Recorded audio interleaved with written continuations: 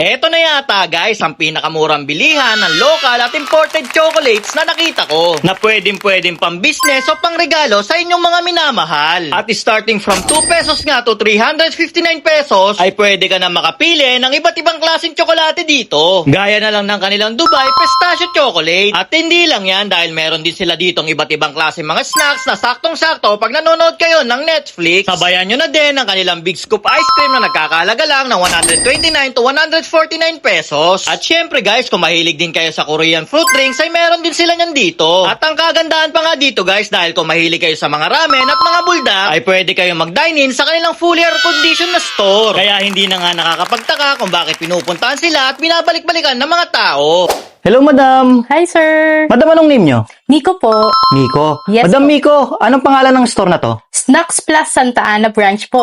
Yun, ano yung mga binibenta nyo dito? Imported chocolates and goodies po. Magkano naman po nagre-range yung price nun? Ang price, ang pinaka-lowest namin, sir, may 2 pesos po kami and up to 359 pesos lang po. Yun, madam. Ito lang po ba yung store nyo dito? Hindi po, may dalawa po kaming stores dito, sir. If gusto nyo po mag-dine-in ng Korean noodles, Korean drinks po, and Big Scoop ice cream, you can visit our second branch po. Tabi lang po ng Santa Ana Palengke po. Ah, dyan lang po. Di ba dito rin po yung may ferry boat po? Yes po, madadaanan dun nyo din po siya. Yun, sige madam, no? Titignan ko din yung kabilang store nyo, madam. Same lang din po ba yung may chocolate? Yes po. Ang pinakaiba lang may dining. Yes po. Anong oras kayo nag-open dito, madam? We're open po Monday to Sunday, 10 a.m. to 11 p.m. po. Yun, sige po, thank you po. Lilibot ako sa kabila mamaya-maya. Thank you po. Yan guys, nandito nga tayo ngayon sa may Snacks Plus dito sa may Santa Ana, Manila. Bali, dalawa yung store nila dito na meron doon sa may tabi ng Starbucks tapos dito sa may gilid ng palengke. Nagre-range nga pala yung foods nila dito ng 2 pesos to 359 pesos. Yan, di na natin patatagalin. Puputripin na natin to. Umpisahan nga natin dito sa may kanilang, ayan, yung kanilang ramyun. Umorder ako dito kasi mahilig ako sa may sabaw, no?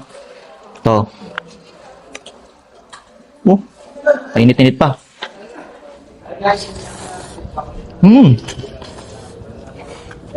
Pop. Bawal kasi ako sa mga ngayon guys, kaya siyempre pinili natin dito. Marami dito may mga buldak dito, no?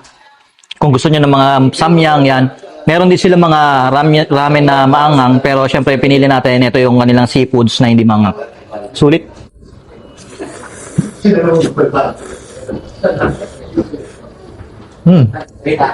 Sarap.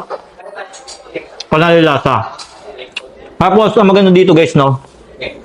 Kasi meron sila ditong bago. Ito yung kanilang Big Scoop Ice Cream. Marami tong flavors. Yung avocado lang nila yung medyo pricey kasi 149 pesos. Pero yung mga ganito nila, ganito kalaki, 129 pesos lang. Putripin natin to. In-order natin dito yung kanilang Rocky Road. Yan. May mga, kung mahilig ka sa mga mallows, yan. Ulit to.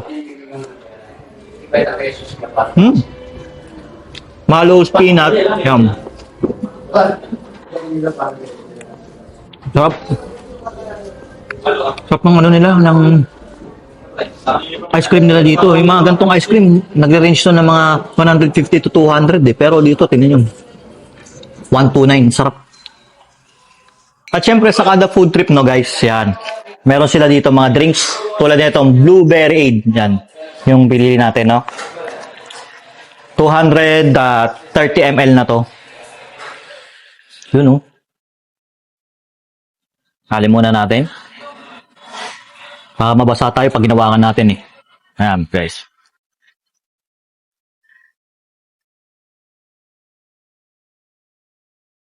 Masarap. Sulit siya. Hindi ganun katamis.